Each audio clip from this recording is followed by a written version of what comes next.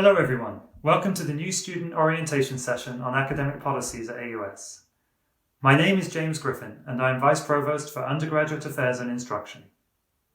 I would like to extend a very warm welcome to all new students joining us in fall 2020. I would also like to extend a welcome to any parents who are joining the orientation sessions this week. In this presentation, I will provide a broad overview of undergraduate academic policies at AUS. As you transition from high school to university, you will find that you will have far more autonomy over your educational journey than you have had before. At times, the number of choices may seem overwhelming. The academic policies that I present today are designed to provide structure to your educational journey and allow you to make informed decisions at every step of the way.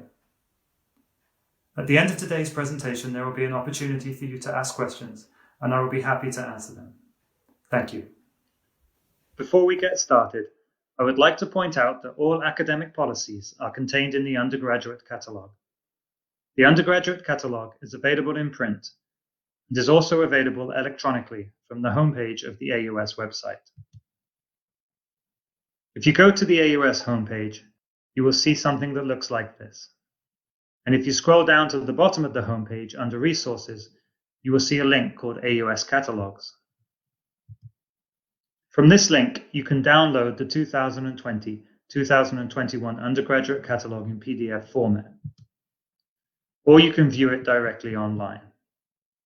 It is strongly recommended that every student downloads the catalog and keeps it stored in their laptop or mobile device. The catalog is also an important resource for parents. The catalog contains all academic policies and regulations, degree requirements for bachelor programs, descriptions for individual courses, and a whole host of other useful information related to undergraduate studies. Before I go into the academic policies in some detail, I would first like to focus on the degree requirements for the academic programs. By degree requirements, we are essentially referring to the set of all courses that you would have to successfully complete in order to graduate from your chosen program. As you go through your studies at AUS, it is the 2020-2021 catalog that will determine your degree requirements, even after new catalogs have been released in future years. For this reason, this catalog is referred to as your catalog of record. So when you meet with your academic advisor at any point during your time here, or when you are deciding which courses to take in your next semester, you will always refer to the 2020-2021 academic catalog. I will point out at this stage that there are some exceptions to this rule, and you can change your catalog of record.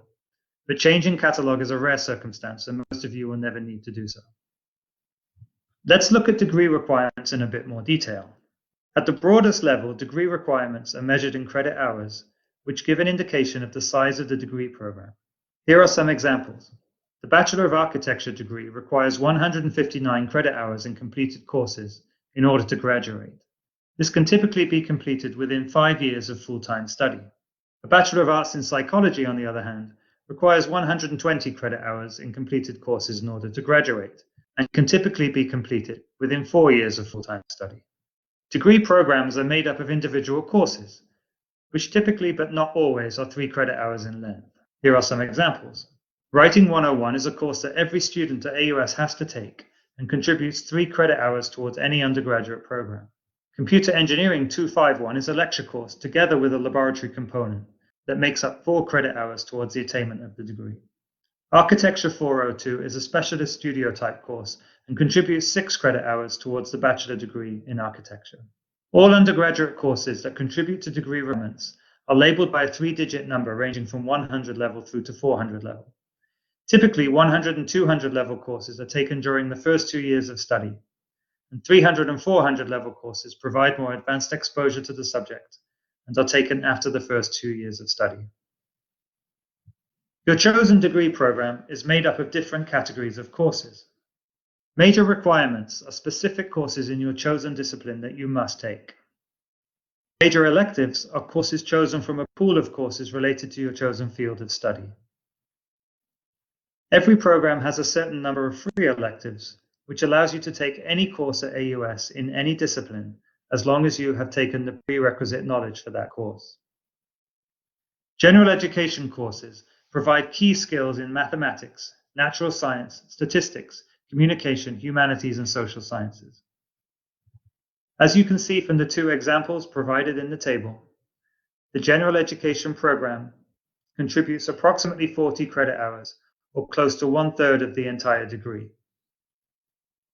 This is a characteristic of the American model of higher education and ensures that students from all disciplines graduate with a broad knowledge base and are well prepared with soft skills that complement their discipline-specific knowledge. Finally, in response to and in anticipation of the changing nature of careers and employment, we have recently introduced a 3-credit-hour innovation and entrepreneurship course that is required of all students. So you have a lot of flexibility in your degree program to explore topics not directly related to your major and still earn credits towards the attainment of your degree. To illustrate that concept, here is the course description for a 300-level economics course taken from the course description section of the Undergraduate Catalog. This course, Eco 341, Behavioral Economics, is a major elective for those majoring in economics. Nevertheless, the course could be taken by any student at AUS as long as they have the prerequisite knowledge. To take this course, you would need to successfully complete the 3 courses, Eco 201, Eco 202, and Writing 102. Whilst this may seem like a heavy course burden to take just to gain access to Eco 341, the 3 prerequisite courses mentioned can all be taken as part of your general education program. Then, since every program has 3 electives, it would be possible to take this course, Eco 341, as a free elective. And no matter what your chosen field of study is, this course could still contribute towards your degree requirements without costing you any extra time or credit hours. A word about the notation here, 303. The last number in this triplet indicates the number of credit hours you earn for the course. So by looking in the Undergraduate Catalog, you can immediately see that Eco 341 is a 3-credit-hour course. The first number indicates the number of class contact hours per week in a 15-week semester. So the number 3 here indicates that when you take this course, you will be meeting 3 hours a week. The middle number indicates the number of hours of laboratory work for this course.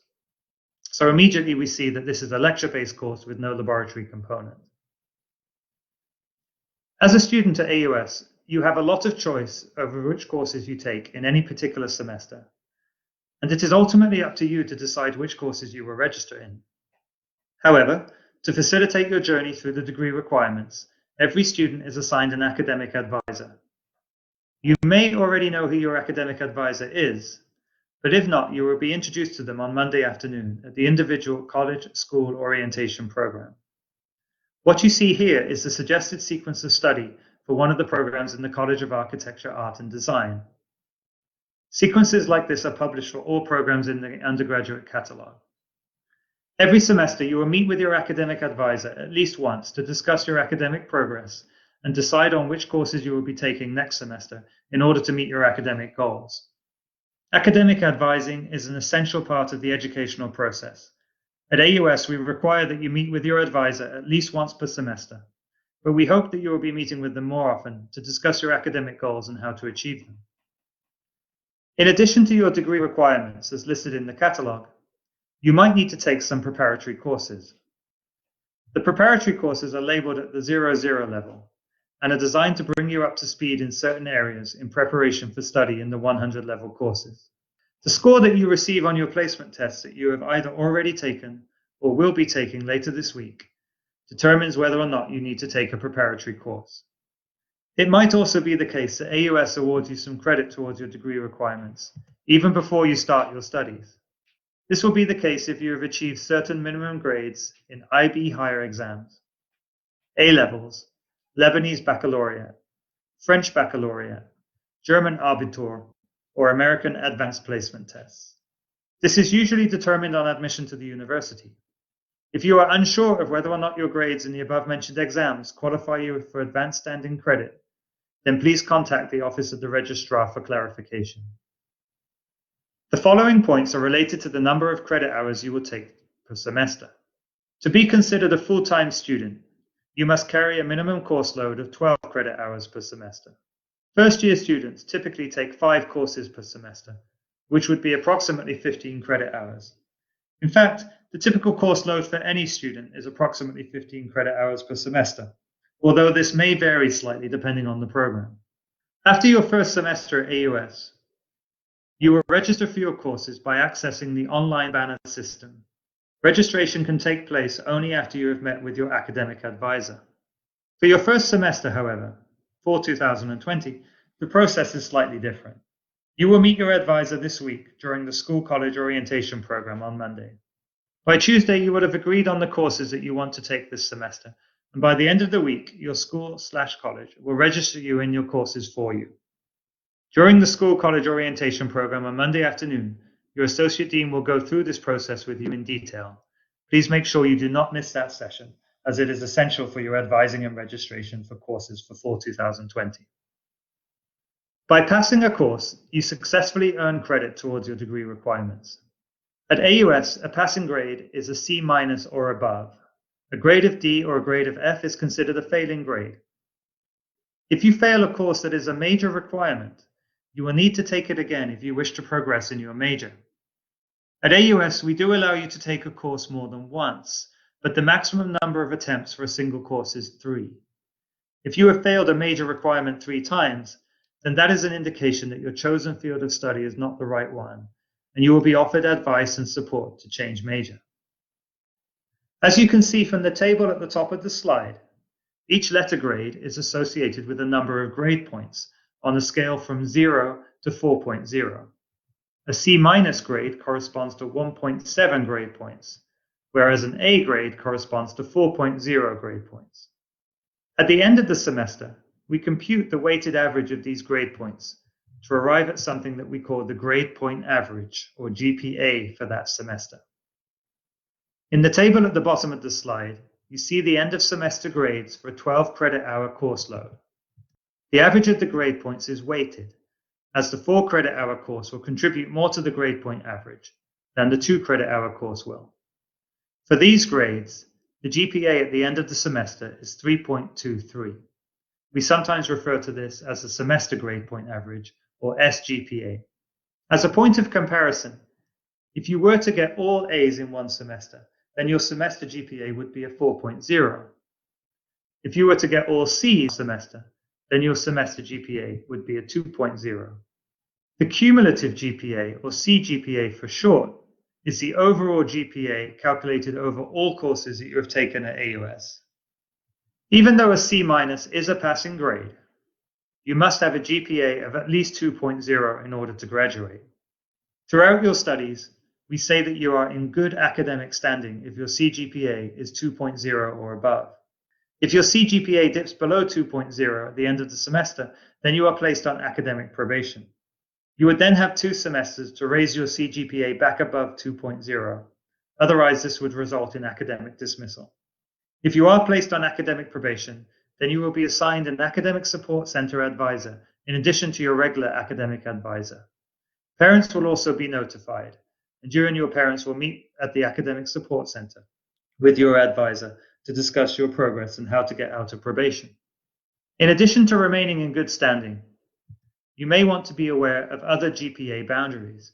At the end of each semester, if your GPA is at least 3.5 and you meet additional criteria as outlined in the catalog, then you will be placed on the Dean's List. Making the Dean's List is a significant academic achievement that you can aim for and an important indicator of strong academic performance. If you make the Dean's List in the fall semester and the spring semester, you are then placed on the Chancellor's List, which is one of the strongest recognitions of academic achievement at AUS. Additional GPA boundaries exist with respect to merit-based scholarships. If you have received a merit-based scholarship, then you will need to maintain a certain minimum CGPA in order to keep it. During the semester, up until the end of the 10th week of classes, you are able to withdraw from a course that you are registered in without failing the course. Students typically withdraw from a class when they feel that they are in danger of failing the class and do not want to negatively impact their GPA. If you do withdraw from a class before the 10th week, a W grade will be placed on your transcript to indicate your withdrawal. The W grade does not affect your GPA. In addition, the W grade does not count as an attempt of the course. Attendance in classes is essential to the learning experience at AUS. We realize, however, that 100% attendance in all classes is not always possible. Our attendance policy allows students to miss a maximum of 15% of classes in any particular course without being withdrawn from the course. If this 15% limit is exceeded, then instructors can initiate a withdrawal from the class. For certain specialist courses, more stringent attendance requirements could be applied. For that reason, it is essential that you carefully read the attendance section of your course syllabus that is provided to you on the first day of classes. During your time at AUS, you might need to interrupt your studies at some point. Students in good standing can interrupt their studies for a period of 1 semester without any impact on their enrollment at the university. If you take leave for 2 semesters, you will need to reapply to the university through the admissions office in order to resume your studies. The time limit on duration of study, inclusive of all leaves, is 8 years. The AUS Academic Integrity Code is designed to ensure that students are held responsible for the authenticity of their work, both in their coursework that they submit and in their examinations that they take for the course. You can find the academic integrity policy in the Undergraduate Catalog, along with examples of potential academic violations, the procedure that is used to adjudicate allegations, and a list of penalties that can be applied in the event that an academic violation is found to have taken place. Academic violations can have a serious impact on your degree progression, and it is strongly recommended that you familiarize yourself with this section of the Undergraduate Catalog. At some point during your studies at AUS, you might have a legitimate concern as to whether or not working in a group or seeking assistance from a friend would count as an academic violation. If in doubt, you can always seek advice from the instructor of your course, who will be able to provide discipline-specific guidance on how to proceed with your work. During your studies, you might want to modify your study plan. The 3 most common ways of modifying your study plan are listed here. You could decide to pursue a second major concurrently with your first. This is referred to as double majoring and is commonly done in 2 related areas where there is an overlap between programs. For example, we often see engineering students decide to pursue a major in mathematics as their interest in the subject grows through more exposure to the field. Adding a minor to complement your major is also a common modification that students make to their study plan. A minor consists of 18 credit hours of courses in a particular field of study. You can declare a minor after you have completed 30 credit hours of courses. You cannot declare a minor in your major field of study. Minors are typically chosen to be complementary to your major, such as majoring in architecture and minoring in business, for example. However, you might find that you would like to minor in a completely different field to explore something that you have always been interested in, but have not had an opportunity to study before. Finally, you may find at some point that you do not want to continue in your major field of study and would instead like to pursue a different major at AUS. This is certainly possible and can be initiated at any time. Your target choice of major will require you to meet certain academic conditions in order to be accepted into the new program. Students have the opportunity to study abroad during their time as a student at AUS. In our current scenario, this might seem like a distant possibility, but students who study abroad usually do so during their 3rd year of study, so there is still plenty of time for that opportunity to become a realistic possibility again. When studying abroad at an approved institution, you will take courses that have been approved by your advisor to contribute to your degree here. As we arrive at the end of this presentation, I would like to direct a few remarks to parents who are in attendance. First of all, I thank you for your continuous support of your children that they have surely benefited from as they have reached this point in their educational journey. The transition from high school to university can be a challenging one, and some of the issues faced by students include adapting to a different educational model, balancing work and social life, and knowing when help is needed and knowing when to ask for help. Your support of your son or daughter through this adaptation to university life will undoubtedly be a key contributor to their academic success. If you have any questions at any point, please do not hesitate to reach out to us. Finally, to all students in attendance, I wish you the very best for your undergraduate studies at AUS, and I am sure you will find the experience to be a transformational one. I will now open the floor to any questions you may have. Thank you.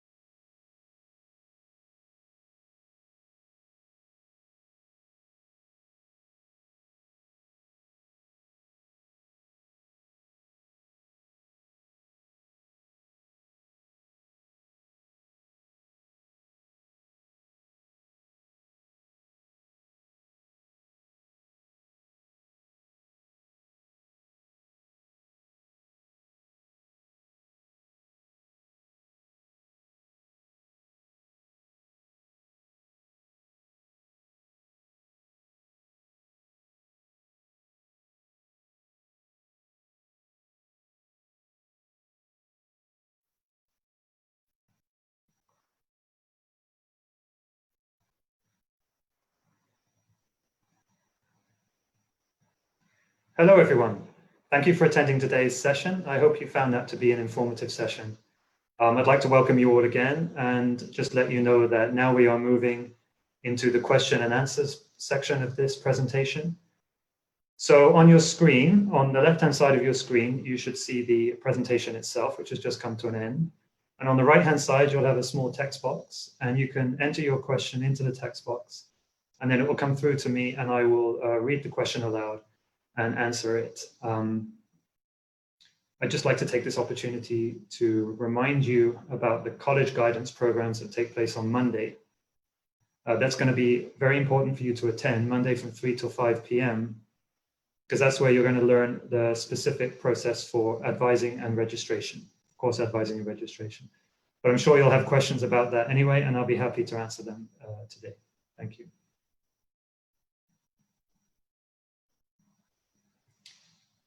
Okay, so we have the first question coming through from Ben-Hur Jonas. The question is, what's the maximum credit load we can take? Well, first of all, I want to tell you that for all students in general, so not talking about first year students at the moment, for all students in general, the maximum credit load you can take is 19 credit hours. Now, this corresponds to about 6 courses typically. I mean, different courses have different credit hour loads, as you've seen in my presentation, but typically 6 courses is the maximum that you can take. Now, for first year students, we strongly advise that you take 5 instead of 6 for obvious reasons. But if that is something that you don't want to do, if you wanted to take 6, then we'd have to look at your case very carefully with your academic advisor and look into that. But you should expect that by the end of this week, you will be registered in 5 courses.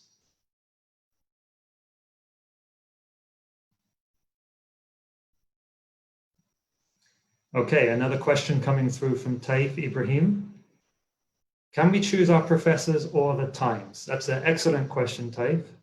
So this gives me an opportunity to go back to the college guidance program again. So you're going to meet your academic advisor on Monday from 3 to 5 p.m. This is an academic advisor from your chosen department.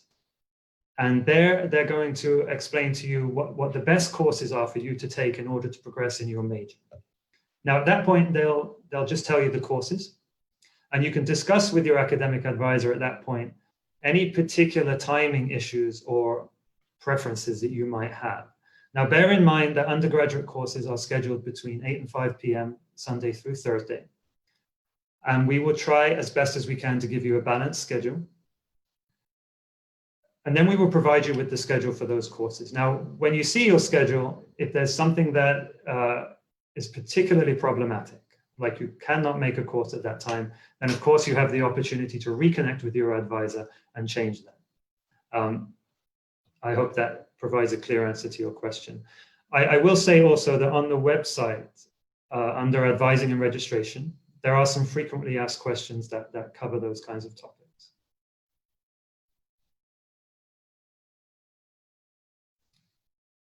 Another question coming through, again from Taif Ibrahim. If we fail and repeat a course, Will the failed course affect our GPA? Another good question. So there's two ways to look at this. So first of all, it will in the short run. If you fail a course, it will affect your GPA, negatively, of course.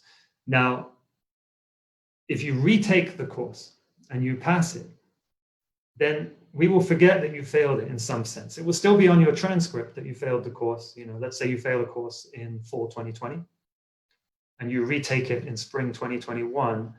It will still be on your transcript that you failed the course in fall 20, but it will not be included in your GPA calculation. Only the grade that you got in spring 21 in this particular example. So you could fail a course and then take it again and get an A, and we would only count the A and not the F.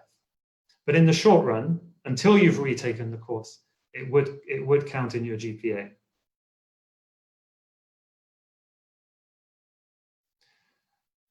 Question coming through now from Mahmouda Al-Asadi. The merit scholarship granted right now is for the whole 2020-2021 year or only for the fall semester? Excellent question, Mahmoud. So the merit scholarship that you've been granted is for the whole academic year. It's not just for the one semester. It's for the whole academic year. And not only that, if you meet the criteria, the GPA criteria, plus any other eligibility criteria outlined by the Office of Financial Grants and Scholarships, if you manage to maintain the correct GPA and the other criteria, then your scholarship will be renewed and you should be able to keep your scholarship for the whole program. But at the moment, it's guaranteed for the first year, independent of your GPA at the end of the fall.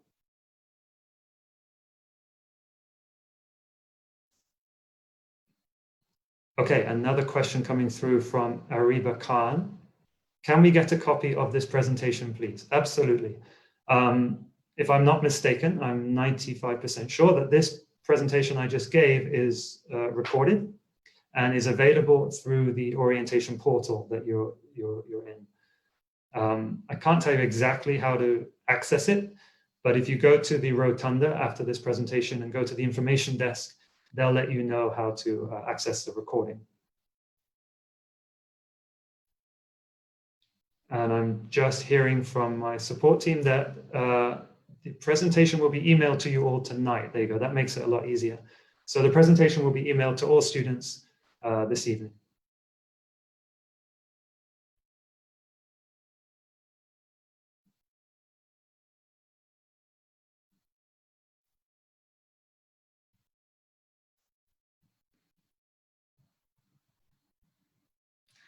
Okay, we're just waiting for some more questions to come through. Feel free to ask any questions about the university experience. I'm mainly here to talk about academic policies, but my role is Vice Provost for Undergraduate Affairs and Instruction. So anything vaguely related to that, I'll be able to answer, hopefully. If you have any questions related more broadly to student experience, I'll either answer them or I'll direct you to the person who can provide the specific technical knowledge for that. Okay, we have another question coming through from Mohammed Siddiqui. When can we decide to declare a second major? Another great question. Okay, the answer to this is actually immediately. You can decide to double major if you like, or declare a second major immediately. You don't have to wait for that. Unlike the minor, if you remember from my presentation, to declare a minor, you can only do that after 30 credit hours, but you can come in and declare a second major immediately. Another question coming through now from Ibrahim Jamil. Are the students going to be assessed the same way for this online platform and the grading basis? Okay, very good question, Ibrahim. So obviously my presentation, you're going to be here almost definitely for 4, maybe 5 years in some cases. So my presentation was about the policies, not necessarily about your first semester only, for which we're online. So the question is, are exams going to be assessed the same way, let's say in the fall when we're online? We try as much as possible to keep the exams the same as they would be. Now, of course, you can't take them on campus, so you will be taking them remotely. You'll be taking them at home.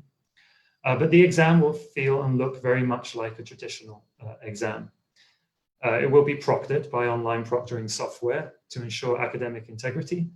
But you won't be having, for example, any more exams or a fewer number of exams. If a course typically last year before the pandemic had 3 exams associated with it, then the course this semester in the fall will likely have 3 exams associated with it. Now, you mentioned the grading basis. That is something that has changed. So, or not changed, we've added something to it, which I think by now a lot of people know about. So the grading scale that I showed you in my presentation just now was the classic letter grade system, A through to C minus, and then a D and an F as failing grades. This semester, you will have the option to convert any grade, any letter grade, to a P or an NP, which stands for pass or no pass. So any grade from A through C minus would convert to a P, a pass, and any grade, which is a D or an F, would convert to an NP. To do that, you can make that decision after your letter grades have been published on the Banner system. So Banner is the portal, if you like, where you get access to all of your grades. At the end of the semester, you'll see all your letter grades, and then you'll have the option to convert any of them to P or NP. As the provost mentioned yesterday in the welcome session, we strongly encourage you to speak with your academic advisor before making that decision. And we will be able to advise you on many aspects, but we'll also be able to show you the effect that it would have on your GPA.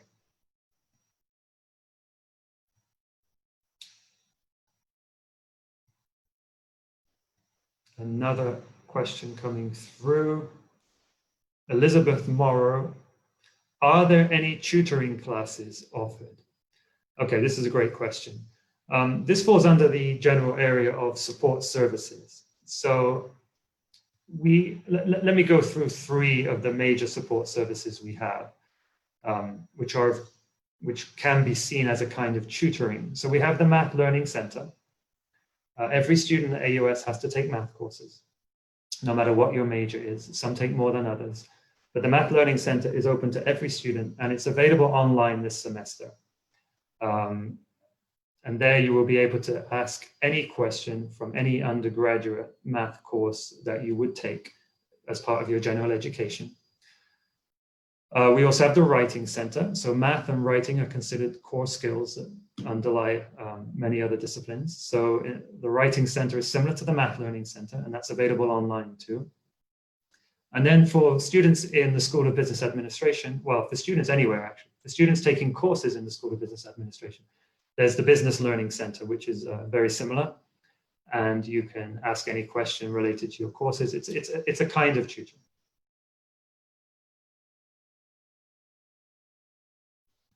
Okay, another question coming through now from Yusuf Al-Baya.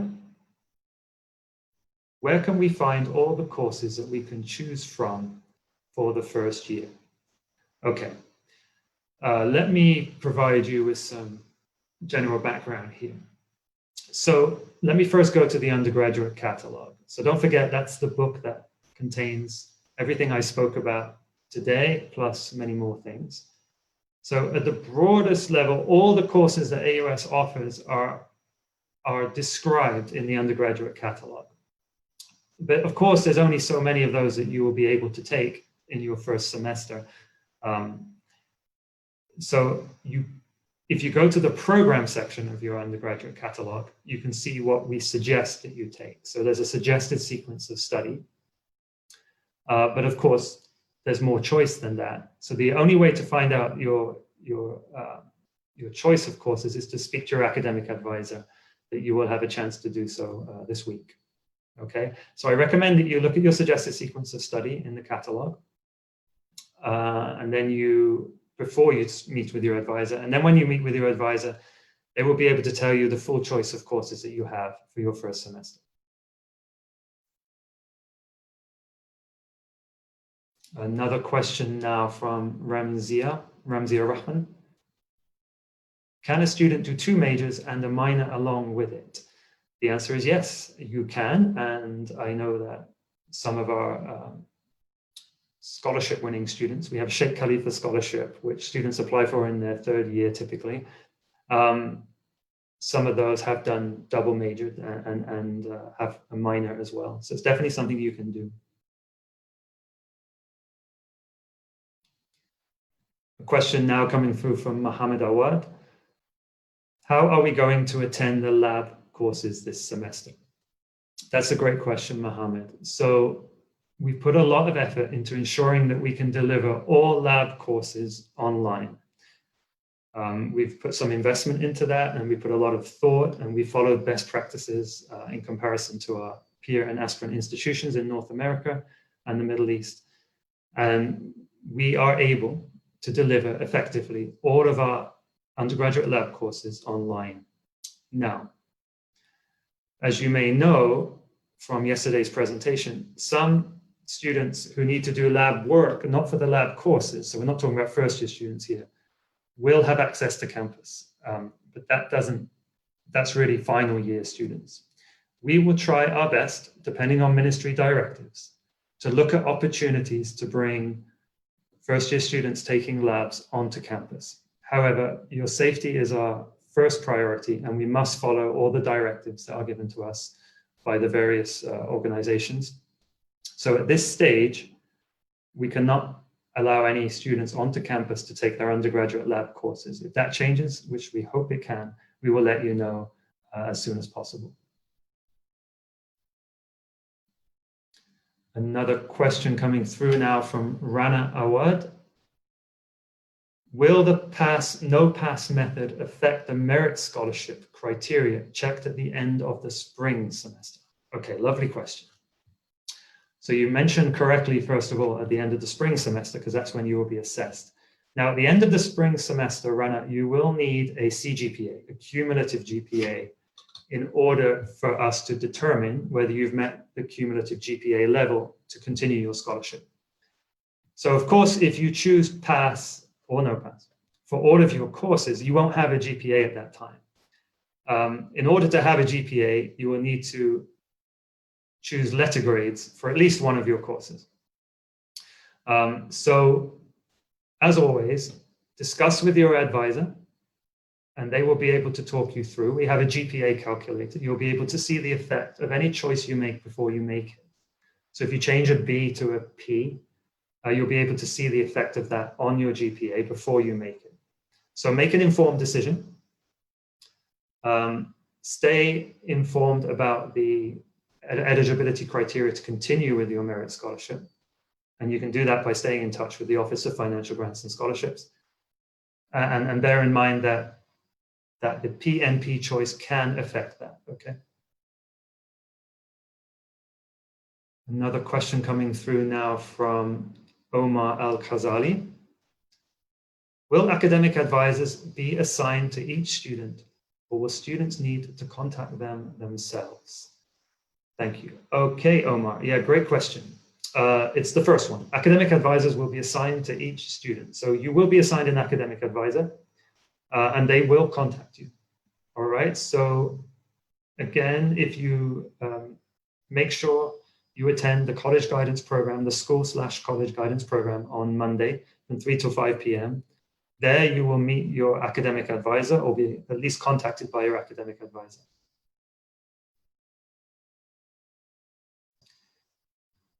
Next question from Abdulrahman Ahmed. What is a credit hour? That's a great question. That's a great question.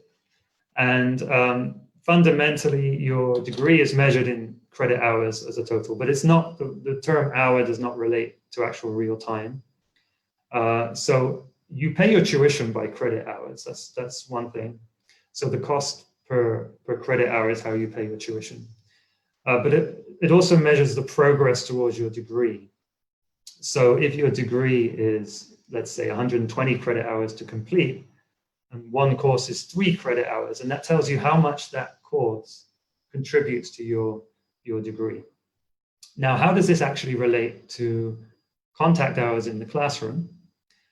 Well, most of the time, although it's not true for every single course, most of the time, if you have a 3 credit hour course, it will correspond to 3 contact hours a week in the classroom most of the time. Not always, because there's many different modes of teaching we have here, many different types of courses, performing arts courses, studio courses.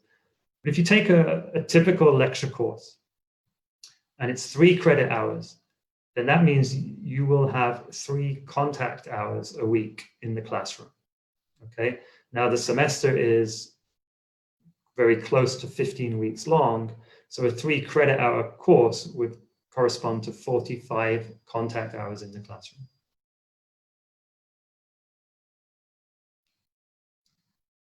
Another question coming through now from Gofrain Lahib. Is there a career planning office at AUS? Great question, Gofrain. Yes, there is. We have a career services department, and they work with alumni, they work with graduating students, and they also work with first-year students.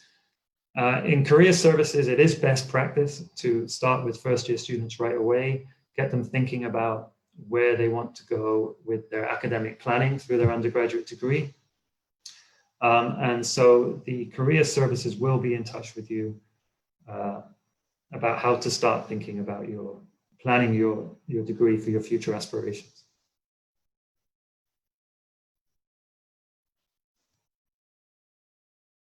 Okay, another question coming through now from Taline Elbaz. If we fail a course, would we lose our scholarship automatically? That's a great question. For questions about scholarships such as this, I would refer you to the Office of Financial Grants and Scholarships. The reason I say that is because there's so many different types of scholarships. There's a broad range of them, and for your particular scholarship, I would, Taline, I would, just to make sure you get perfectly correct advice on it, I recommend you contact the Office of Financial Grants and Scholarships. When you leave this session today, if you go into the rotunda, you go to the information desk, it's right there in the middle of the rotunda. They will give you the contact details for the manager of financial grants and scholarships, and you'll be able to get in touch with her, I believe, today, and she'll be able to respond to that. But she'll need to know the specific details of your scholarship. Another question coming through now from Zainab Rizvi. What about Support Center for School of Arts and Sciences, example biology? Is there a specific support center for that? Well, Zainab, there's no biology learning center, if you like, but every program is available for support. The professors themselves are available in their office hours, that you can contact them for that. There are student clubs associated with biology, which provide some level of support. But the most important level of support, let's say you're majoring in biology and you want support on subject-specific material on biology, the most important way to do that is to contact your course instructor. They're available in their office hours, but they're also available outside most of the time, okay? They're very helpful and they will be able to support you for that. The reason we have a math learning center and a writing learning center is because those math and writing courses are, if you like, they're required for all students and they're considered core disciplines. Another question coming through now from Yara Ismail. Are there any additional fees for the study abroad program? Okay, Yara, there's no additional tuition fees. So everything will be the same there. There might be some expenses, of course, with travel after the pandemic is over. If you do study abroad in your 3rd year, which is more than 2 years away from now, so hopefully that will be possible. But there are no additional tuition fees associated with the study abroad program. Another question coming through now from Mohammed Daniel Kamran. How do we find out what minors are available? How to add them? How many credits to complete? And is the merit scholarship applicable on the minor courses too? Okay, very good question, Mohammed. So first of all, how do we find out what minors are available? 2 ways. One, you can go to the Undergraduate Catalog, which you should download from the website and in a PDF format, and just open it up and have a look through. It contains a list of all the minors we have. We have approximately 40 minors, but it has the list of all of them. We also promote our minors, so there should be a minor fair later this semester, so everyone can sort of go and see in more detail about the minors. How to add them. So you need to declare a minor, which can only be done after you've completed 30 credit hours. Now, we recommend you do 15 credit hours in your first semester. So 30 credit hours you're expected to have completed by the end of spring 2021. So after you've completed 30 credit hours, you can then declare a minor. How many credit hours to complete? Well, it's 18 credit hours for most minors. There's one or two that are more than that, 19, 20, 21 credit hours, but the vast majority are 18 credit hours to complete. However, that does not necessarily mean that you have to take another 6 courses or another 18 credit hours, because some of those courses you might have taken anyway as part of your general education program or as part of your major, okay? So you might only have to take another 3 courses, another 9 credit hours to complete your minor. So it really depends. However, let's say that you do need to take another 18 credit hours. You do have free electives, and depending on your major, the size of the free electives changes, but there are many majors that have 18 credits of free electives. So you'll be able to complete a minor within your free electives. Is the merit scholarship applicable on minor courses too? Okay, let me just answer that in the way I understand it and in the way I understood the question. So yeah, if you're taking courses at AUS, they will contribute towards your CGPA, and then that will have an effect, of course, on your merit scholarship. So they do affect that, yes. And in terms of tuition, if you're saying, do you get a reduction in the tuition? Well, yeah, the reduction in your tuition is on all your tuition. Okay. Will students have access to the AUS library this semester? Great question. That's from Yusuf Bassam. Okay, you'll have access to the library, but it will be virtual access, Yusuf. You won't have access to the physical library, at least certainly not for the beginning of the semester. So I want to reiterate again that we are planning for the whole full semester to be online, and we should expect that to basically be the case. So it's highly likely that you will not be accessing the library physically this semester, which is a shame. It's a very beautiful building. However, all of the services available that the library provides are available online. Now, the library is providing a session today at 3 p.m., so you should try to get to that. You should try to get to all sessions, but the library is providing a session today at 3 p.m., and they will be able to tell you exactly how to access the library services online.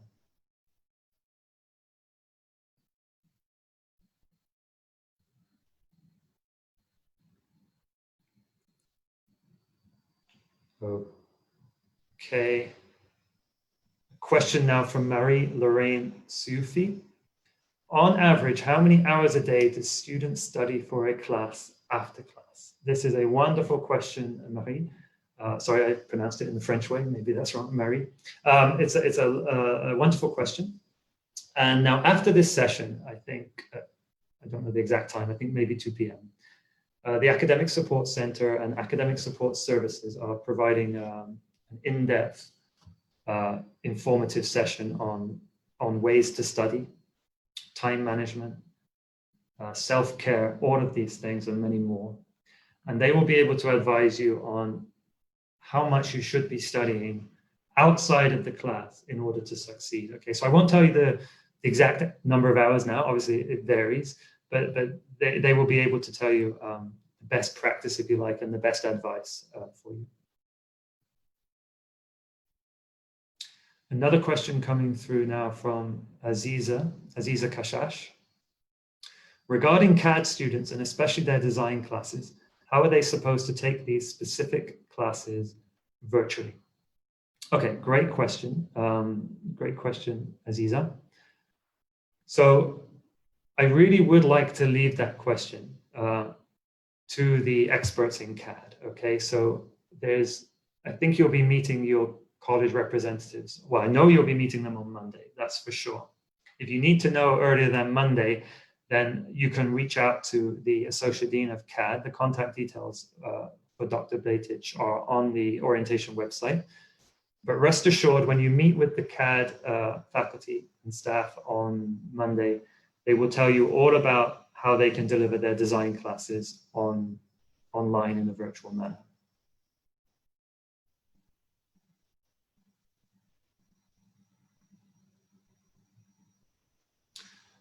Another question now from Mohammed Basif. Is it possible to change our major anytime in the first year? Yes, it is, Mohammed. You can change your major today. You can change your major, next Sunday. You can change your major anytime during the first year. You can change it after that too. Another question now from Ziana Sudhir. Is it possible to increase your current scholarship if you perform above a certain GPA? Well, Ziana, I don't believe it is. So let me explain what I mean by that. If you come in with a certain level of merit scholarship, a certain percentage merit scholarship, what I can say is that if you maintain the GPA criteria, you will stay on that merit scholarship. If you don't meet the GPA criteria, your merit scholarship will be downgraded to a lower one. And what I can say is if later on in your academic journey, you meet the original GPA criteria again, we will upgrade you back. I don't believe you can be upgraded beyond what you were admitted with. Now, I would say that you should contact the Office of Financial Grants and Scholarships though. So again, go to the information desk in the main building and contact the manager of financial grants and scholarships, and they'll be able to provide you all the specific details for your case, okay? Another question now coming from Shahad Al-Zaruni. Can you go into more detail about plagiarism regarding the academic policies? I could speak about academic integrity for quite a long time, but I'll just try to keep it short. So what we mean by plagiarism is what we want you to do is submit work which is your own work, right? You must be the author of your own work. It must be authentic. So we take plagiarism very seriously, as does any academic institution. And it's not just with our students, okay? It's in academic life in general for everybody, faculty, anywhere around the world. Academic integrity lies at the heart of academic life, okay? So we do have policies in place and we have procedures in place to, first of all, detect plagiarism, and secondly, to adjudicate when a case of plagiarism comes up. Now, we do realize that this is a learning experience and you are here to learn. So we will try to make everything a learning experience for you. And if you are involved in plagiarism at any point, we try our best to educate you and let you know how to avoid that in the future. But there are penalties associated with it. So you want to avoid it from the very beginning, first of all. And I will just give you probably the best advice. If you're stressed at any point, under time pressure, and you don't know what to do, it is always, always better to just contact your professor and say, I cannot submit the assignment right now. This would be much better than, for example, copying an assignment from the internet or from a friend or something like that. Even if you get a small grade penalty for submitting late, this is by far the superior choice, okay? I just want to say as well, for the question before that about financial grants, at 4 p.m. today in the auditorium, there is a session on financial grants and scholarships. So you can ask specific questions about your grants and scholarships there. Another question coming through now from Taline Albaz. Can you please explain the difference between CGPA and SGPA? Yes, I will do that. So first of all, C stands for cumulative, S stands for semester, and GPA stands for grade point average. So every semester you will get semester grade point average. So in the fall 2020, Your semester grade point average will be the average of your grades, if you like, converted to the 0 to 4 system for that semester. Now, your cumulative GPA is the average of your grades converted to the number between 0 and 4 over every course that you've taken at AUS. In other words, every semester that you've done. So after your first semester, your CGPA and your SGPA will be the same. But by the time you get to your second semester and every subsequent semester after that, you will have a semester GPA, which just measures your grade point average for that semester. And you will have a CGPA, which measures your grade point average over all courses you've taken at AUS. So just to clarify, if say next year you get 5 A's in one semester, then your semester GPA would be 4.0. But your cumulative GPA could be less if you had got B's or C's before that. Another question coming in now from Ben-Hur Jonas. Hello again, Ben-Hur. How do I find my peer leaders group? Okay, the people who manage the peer leaders, they're available every day. So they're available today now in the rotunda, virtually, of course, they're not physically in the rotunda. But if you go out to the rotunda after this session and you click on the information desk, the people overseeing the whole peer leader support group are there right now, and you will be able to ask them, hey, look, I need to meet my peer leader, or I haven't met them yet. How can I do that? Another question coming now from Mohammed Yasser. Is the study abroad program open for all universities around the world, or is it just a specific list of universities? Great question, Mohammed. It's not any university around the world. It's only universities that we deem to be eligible, that we have some kind of agreement with, okay? So we do have a minimum standard that they have to meet, but it's a very, very broad list. Most of the top or reasonably famous institutions in North America and Europe qualify, but also in other parts around the world. So it's a very broad list that I can't go into right now, but there are eligibility criteria that they have to meet. And the same for us too. We have to meet eligibility criteria for other institutions when they send us their students. Another question now from Afra Parker. When can we apply for the study abroad program? Okay, so the study abroad program is popular. So, well, you can apply, let's say I would say at the end of your second year, towards the end of your second year. So let's say in your fourth semester at AUS, you would want to look closely into the study abroad program. So you would contact the International Exchange Office, because you might want to go abroad in your fifth semester, you see. So the semester before, you would start to apply, I would say that.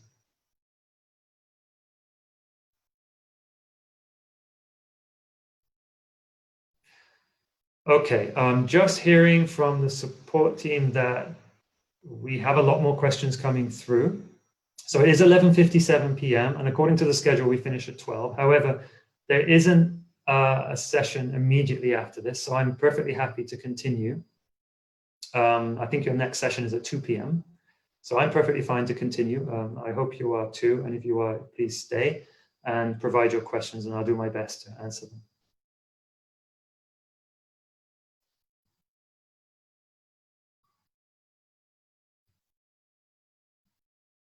Okay, another question coming now from Afra Al-Falahi. I heard public speaking was a mandatory course. Is that true? Wow, fantastic question, Afra. Let me give it my best shot here.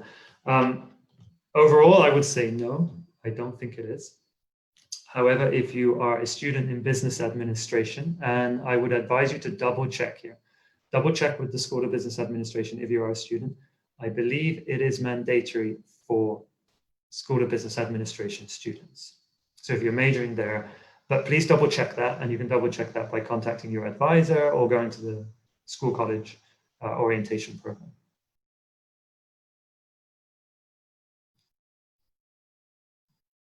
Next question coming through now from Sohail Halim. Can I retake a course to improve my grade? Yes, you can, Sohail, you certainly can. So you don't have to fail a course in order to repeat it, right? You might get a B and think, well, I'm not happy with a B, I want an A. You can repeat the course and get an A. Very similar to the situation where one of the questions earlier was asking about an F grade. The B grade will remain on your transcript, but it won't count in your GPA. Only the A grade, the one you took afterwards, will count. Small caveat to that is that we do count your most recent grade. So if you retake the B and get a C, we would count the C. Okay, but hopefully that wouldn't happen. But the answer to your question is yes, you can repeat a course to get a better grade. Another question coming up now from Yahya Al-Fasi. Is it possible to complete credit hours during the summer or winter? Yes, we have a summer term. Every year we have a summer term where the maximum course load is 2 courses. So that would typically be 6 credit hours. So you can complete 6 credit hours during the summer term. Now the winter term is something that technically we have, but you can't take courses during that time. This is reserved only for internships. And our internships are not credit bearing. There's 0 credit hours. So technically you can't complete credit hours in the winter term, but you can still progress towards your degree requirements in the winter term if you were to take an internship then. But the best way to think about it is that, that you probably won't be taking a course in the winter term. If you did, it would only be an internship, but most internships are in the summer. So the best way to think about it is that during your time at AUS, you will have the opportunity, and it's reasonably likely even, that you will be taking a couple of courses in at least one summer, but you don't have to. You don't have to. Another question coming now from Zainab Sheikh. I am an international student and the studying pattern is very different here. Will the advisor guide us about the credits and the courses that we should take? Absolutely, Zainab. That's a very good point. So, you know, the American system of education, which I tried to go through in today's presentation, has a lot of details associated with it in terms of choosing your courses, how your credit hours contribute to degree requirements, the GPA. And we certainly don't expect you to just pick that up immediately from today's presentation or just from browsing through the catalog. It might take you a while. So today's presentation was an introduction to that. You will be looking at the Undergraduate Catalog. And as you go through our support services, the Academic Support Center, they hold workshops as well on learning and navigating the American system of education, if you like. So I urge you to attend those workshops. That's one way you'll become familiar with the whole structure of the system. But also, as you mentioned in your question, you need to know certain things right away.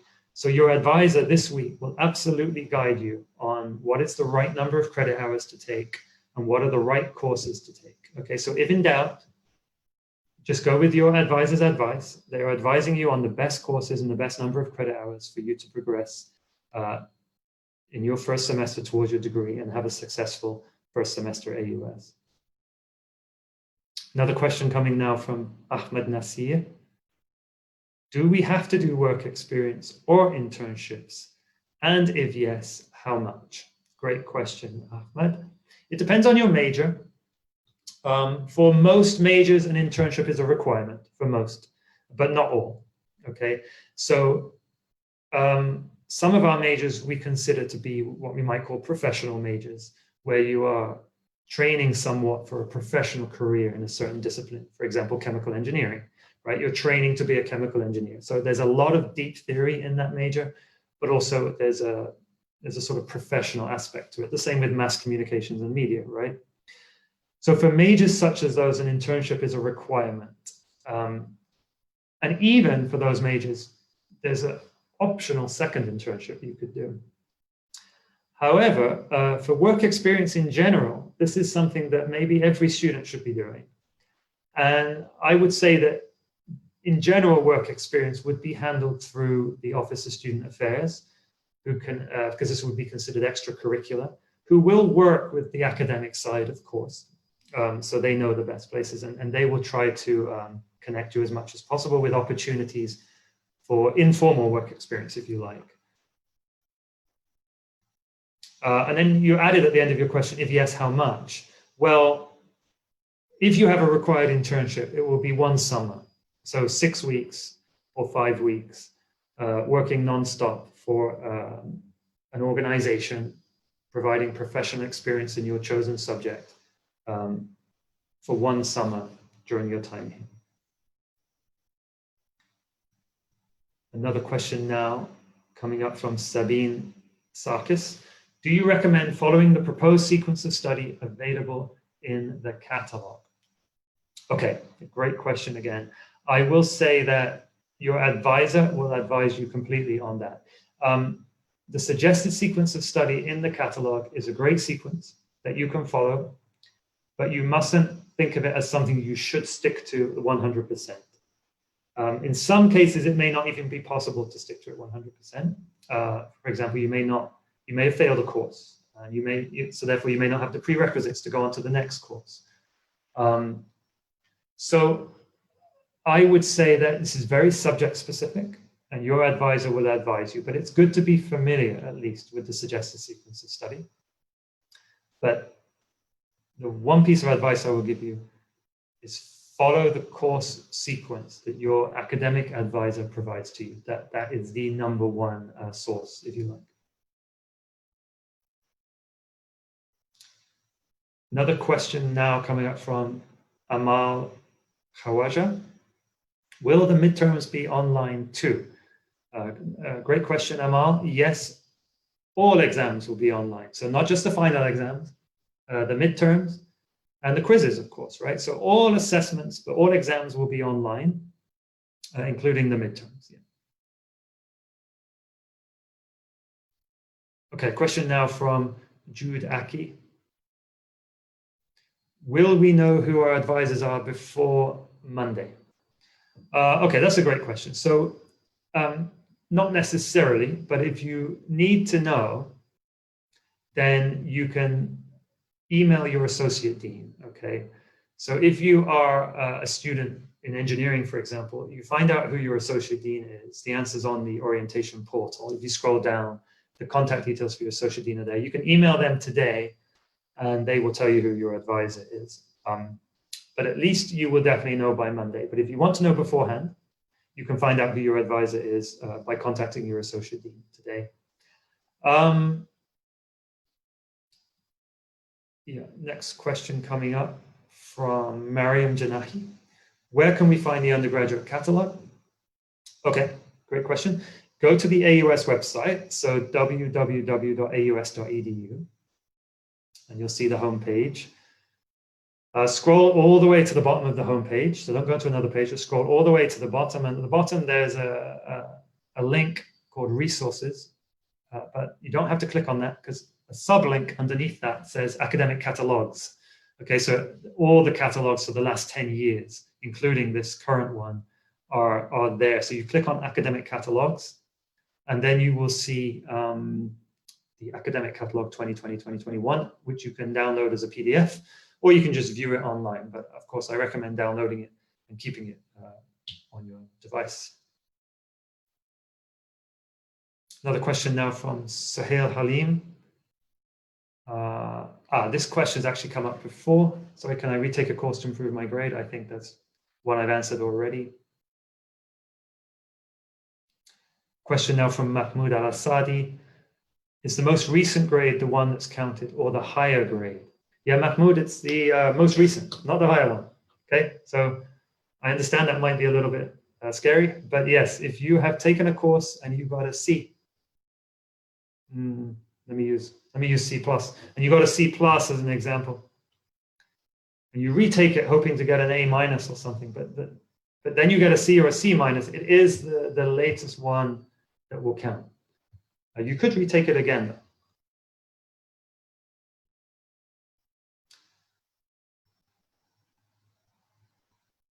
Another question now from Radi Aman, related. It's a follow-up question to that last question. If we choose to retake a course, do we have to sit for all the lectures again, or can we just retake the exam to save time? Great question. Well, we have an attendance policy, Radi, and it's a very important attendance policy, right? Because attendance is key to sort of, if you like, interacting with other students, interacting with the professor. A key part of the learning experience is in attendance. So you will have to attend the class. You can't just sit for the other exams.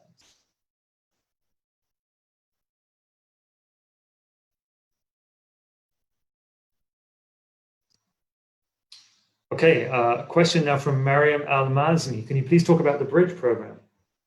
Yeah, I can say a few things about the Bridge program. I will just let you know, of course, that the Bridge program will have their own session. I'm not entirely sure when that is, but if you go out to the Rotunda and click on information, they'll tell you when you can attend the Bridge program session. But just a little bit about it.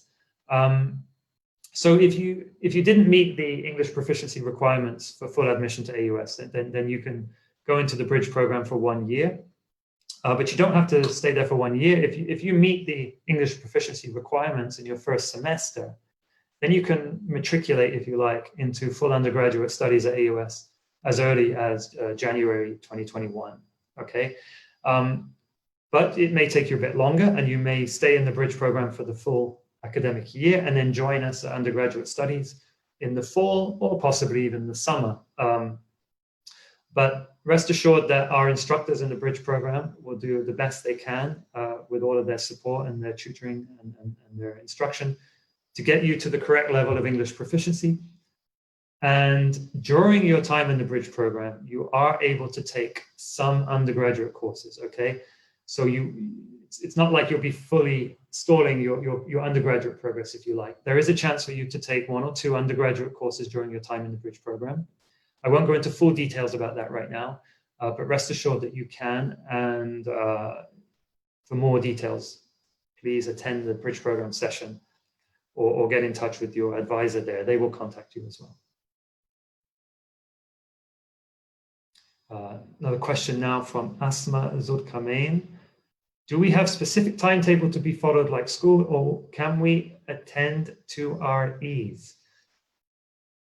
Okay, Asma, you will have a specific timetable. So you will be given a course schedule. You would have discussed this with your advisor, of course, but ultimately by the end of the week, before classes start, you will have a course schedule. And then you have to attend those classes. You can't, for example, say, well, I can't attend my class at 11, so I go to another section, another calculus section, let's say. No, you have to attend the one you're registered in. It's very important. Now, in terms of attending at our ease, we do have an attendance policy. We understand that students can't necessarily attend every single class, for there are some things that occur in life, of course. So you have up to 15% of classes for any particular course that you could miss, but you should be very careful with those and reserve those just for emergencies. But if you go beyond that, you can be withdrawn from the course, okay? So attendance is very important, and you need to attend the classes that you are registered for, as opposed to attending other sections, let's say. Question coming up now from Yasmin Dakak. Do you advise that we take 4 courses in fall and in the spring, and 2 in summer, to have less studying and stress in the first year? So I can't advise you specifically or advise everybody on that right now. If I had to, I would advise taking 5 courses in your first year, if I had to be honest, because that allows you to progress more easily through your degree and allows you to finish on time. However, I do understand that if 5 seems a bit daunting, then you can still take 4 courses, 12 credit hours, and be a full-time student. And if you do have a particular concern, if you are concerned yourself that I find 5 courses a bit daunting, then you need to talk through that with your advisor. And it may be the right decision for you to take only 4 courses instead of 5. It may be the right decision for you in both fall and spring. So you can go through your degree at your own pace. Now, for you to determine what that pace is, again, there's your academic advisor, but there's also the Academic Support Center, who are experts at time management and learning skills and self-care. And if you're aware of yourself and you know that you can't take more than 4, then yes, I would advise for you to only do 4. Another question now from Marie-Lorraine Sufi. On average, how rigorous are the courses compared to high school? Great question, great question. So there is a transition, right? You are coming from high school to the American University of Sharjah. It is considered, I mean, our courses, our programs are considered some of the most academically rigorous in the country. Okay, there's no doubt about that. And that's something that differentiates our institution from others. So you should expect there to be a step up, definitely, without a doubt. You should expect there to be a step up. Now, you said how rigorous are they? They're very rigorous for a start. But another way to, maybe if I try to guess what you're getting at, how hard are they, right? Are they very difficult? Well, you know, that depends, right? They're rigorous, they are in-depth. But if you are eager and you study hard and you attend all your classes, you may not find them that difficult, right? Because our teachers are great, and if you're studying very well, then you may not find it that difficult, but the courses themselves are very, very rigorous. Another question now from Alanud Al-Hajri. Is there a way to explore the campus anytime soon? Okay, great question. And I'm not going to mention virtual campus tours because I'm going to assume from your question that you are talking about a physical exploration of campus. So coming to the campus. We don't have a plan yet for that, right? We are able to bring you to campus to see it as soon as we are allowed to. As soon as directives allow and as soon as it's considered safe, we will try our best to do that. If you ask me about the likelihood, I don't want to guess, but I would say in the first half of semester, it's very, very unlikely. I'd say that a small possibility might arise towards the second half, but your safety is our first priority, and we are following all of the ministry guidelines. So we will try our best to bring you to see campus as soon as we can, but I wouldn't bank on it too much. Another question now coming up from Marie-Lorraine Sufi again. When are we allowed to enter the university physically, and is there a dress code? Okay, so similar to the last question about entering the university physically, we hope all of the administration, the faculty, staff, the whole AUS community hopes that we'll be back on campus delivering classes in the spring. We hope that, but we can't guarantee that, but that's certainly our hope. And it might be considered now to be a reasonable expectation, maybe. Any earlier than that is much less probable. Now, when you do finally come to campus, is there a dress code? I would say not really, not really. I mean, within reason, but not really. You can wear any style of dress, jeans, t-shirt. It looks like an American style campus, if you like. There may be some technical dress code, very technical things that I'm not aware of, but you will not find them very prohibitive at all.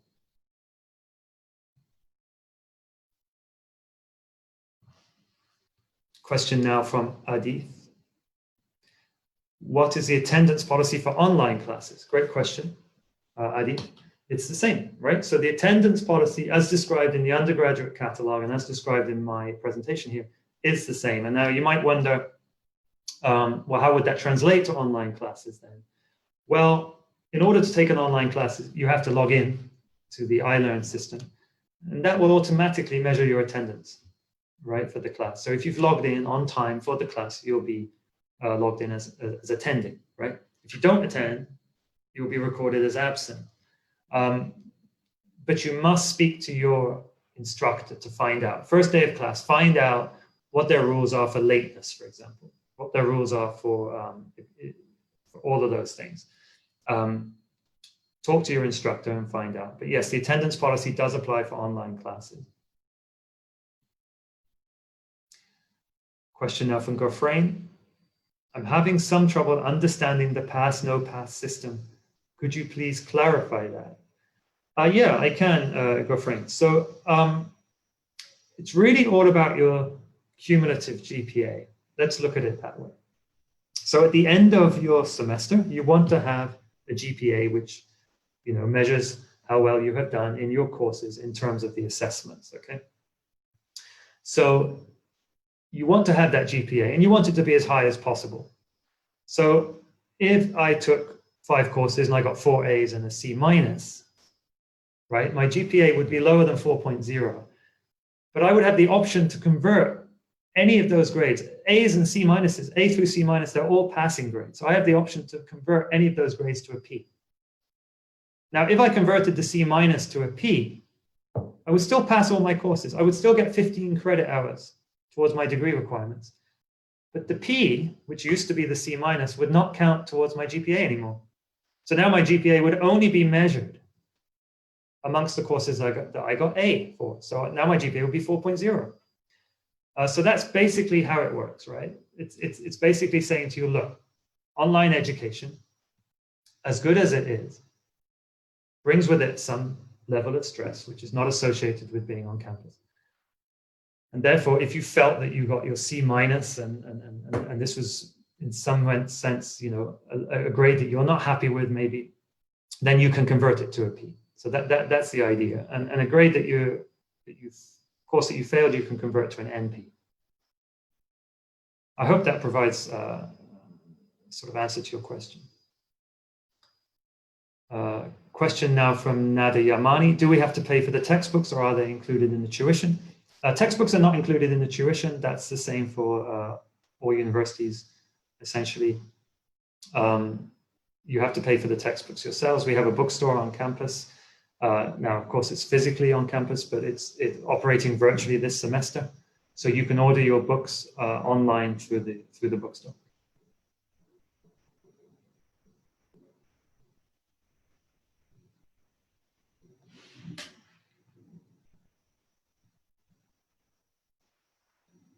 Okay, well, this has been a great session. It's 12:21 p.m.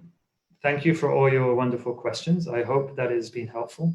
I hope that the presentation was helpful. Again, I'll just remind you of a couple of things. The presentation will be emailed to you tonight. You can access the Undergraduate Catalog from the AUS website. Please download it and keep it with you.